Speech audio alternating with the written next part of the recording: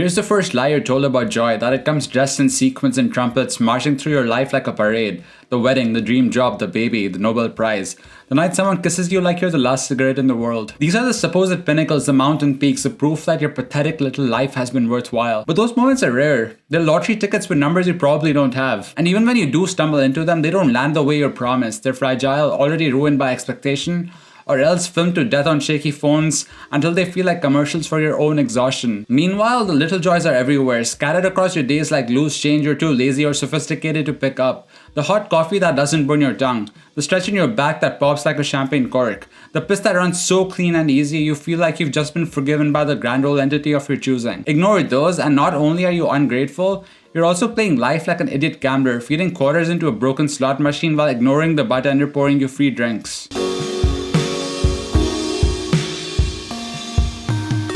Hedonic adaptation is the treadmill of happiness. You win the lottery, you lose your legs, you get dumped, you get promoted. Doesn't matter. Within months, your brain drags you back to the baseline, the same old soggy emotional floor you always come back to. Big joys don't last. They're like drugs cut with disappointment. But the little ones, they keep returning, infinite and cheap as dandelions. The first sip of a cold strong zero, a fry still warm and crisp in the bottom of the bag, the laugh you choke out in an otherwise inconsequential meeting. Tiny units of joy, barely noticeable, but they accumulate. And here's where the math kills the myth. Say a wedding is worth plus 100 happiness points. You'll get maybe 10 of those in your life, so plus 1,000. But small joys, 50,000 opportunities. Even if you notice only a fifth of them, that's plus 10,000. The math is brutal. Small joys annihilate big ones. They're compound interest with donuts, naps, and old grandpa riding his bicycle on a sunny day that smiles at you as he crosses by, and Wi-Fi that connects instantly. And unlike weddings and babies, they don't leave you in debt. Big joys come shackled with obligations, burnout, hangovers, in-laws, awkward speeches.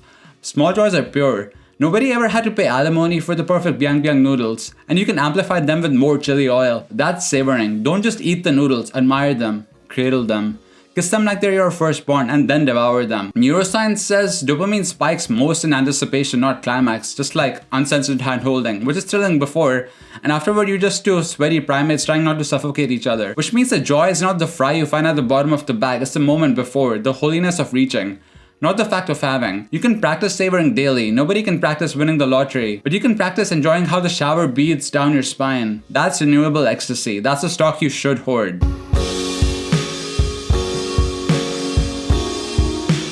Big joys fail because they're hostage to narrative. Society has already written the script. The wedding must be the happiest day of your life. The graduation is the culmination of your effort. The promotion is proof you're not the fraud you feared you were. That's not joy at all, man. That's a performance at gunpoint. And those are usually not very convincing for anyone involved. This is why half of us are sobbing in wedding bathrooms, blacking out at graduations, and staring into the abyss after promotions. The weight of expectation strangles the moment before it can breathe. Small joys have no script. Nobody says this French fry I borrowed from Riley must carry the weight of my existence. Nobody demands your spine-popping stretch be meaningful to future generations. Small joys belong only to you, and that is their freedom. They're unphotogenic, unmarketable, impossible to brag about. You can't post, "Look at me everyone, I finally took a shit so clean it was like a swish." No one double taps that. And that's the beauty. It belongs to you, unshared, unsold, unspoiled. Big joys are propaganda, a psyop. They keep you obedient. They're the carrots tied to sticks held by governments, religions, corporations. Get the job, get the wedding, buy the vacation, earn the right to finally breathe. Big joys are how they keep you running on the treadmill, sweating for some grand finale that never quite arrives. Ordinary ecstasy is rebellion. It can't be sold. You can't build a market around the bliss of lying on a cool towel in the summer,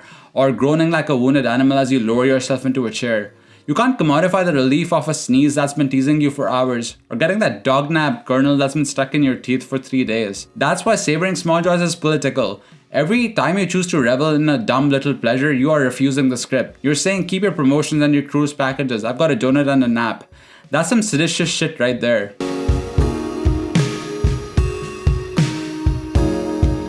Here's the problem. Most of us can't see small joys. We've been trained to ignore them, to keep our eyes locked on the big events. The radar is broken. So you retrain it, make a game of it, go joy hunting like a degenerate bird watcher. Count how many little pleasures you can rack up in a day. The first sip of the white monster with 2 espresso shots. The satisfaction of ripping off a bandit in one clean pull. That's wealth. That's abundance. Not your bank account, not your resume. And yes, you might look ridiculous, letting out a moan while stretching in public, laughing at stupid things, looking at your buddy's schlong a bit too long in the onsen. But looking stupid is the toll you pay for joy. Anyone who looks dignified is usually just aura farming and doing a terrible job at it for the matter. Animals know the secret. Dogs flop belly up in the grass, shameless as can be. Cats chase dust like it's treasure and treat small ass cardboard boxes like mansions. Birds splash in puddles like children discovering their Christmas gifts under the tree. They're not waiting for promotions, not saving joy for honeymoons. They're cashing out every second they can. Nature doesn't give a fuck about meaning. The sunbeam doesn't care if you're a die-hard philosopher, it just warms your face. The breeze doesn't care if you're depressed, it just slides down your shirt, making your nipples hard for a brief moment. Ordinary ecstasy is not earned, it's given. The only real question is whether you're too stupid, too distracted, or too self-important to notice.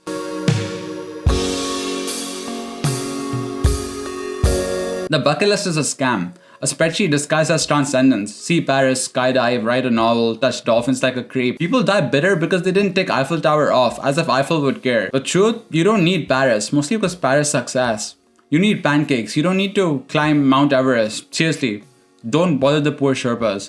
You need a nap so deep, you wake up drooling. You don't need to find yourself in Bali, you just need divine satay while you're there.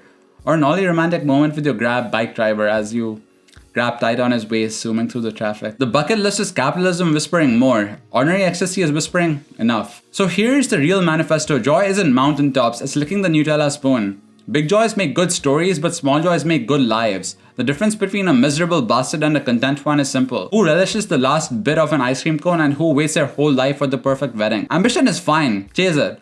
But don't mistake jackpots for the only currency of joy. They're rare, brittle, and fleeting. The small ones, meanwhile, are falling out of your pockets like coins you keep dropping. Yes, they're dumb. A strong Vietnamese coffee, a crisp piss, a laugh so stupid it makes you choke. But dumb is the point, dumb is free, dumb is yours. Scratch your ass in the sun, groan when you sit down, stretch like a cat, savor the fry, notice the piss. This is the only philosophy worth trusting, because life isn't fireworks, it's flickers. Not miracles, hand-pulled noodles. Not God, convenience store rice balls.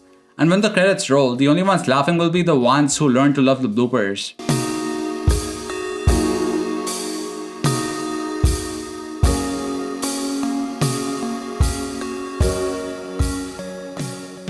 That's some seditious shit.